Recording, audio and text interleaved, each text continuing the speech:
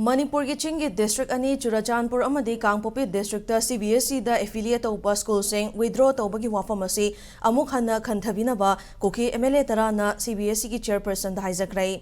Central Board of Secondary Education CBSE ki chairperson Nidhi Chibarda Koki MLA Tarana Ikiba Cherola Duda, Manipur Lengaki, State Education Department Churachandpur Amadi Kangpopi District CBSE the affiliate Oba School Singasi, Lengaki Maike Digi, no objection certificate Pikibalate.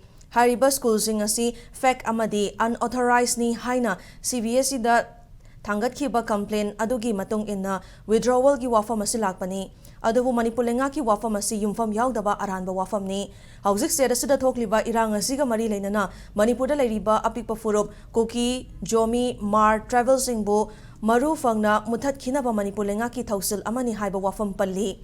Tokliba Irang Asina Chingi District Ani Asigi, Mahiroi Singh, Chawna Kudong Chadaba, Mayok Narakpa Amadi, Lengaki Maike Digi, NOCP Bada Kudong Chadaba, Laibana, Miyamgi, Mihut Ama Oina, School Ama CBSE affiliation Fangna Bahonabada, Changba NOC Adu, District Asigi highest accessible authority Oriba, Journal Education Officer Amadi, School Gi Deputy Inspector na NOC issue tauba yahan kibani. Loina na mari lenaba officials in napiriba NOC asi fact amata natte haiba wafam yauri.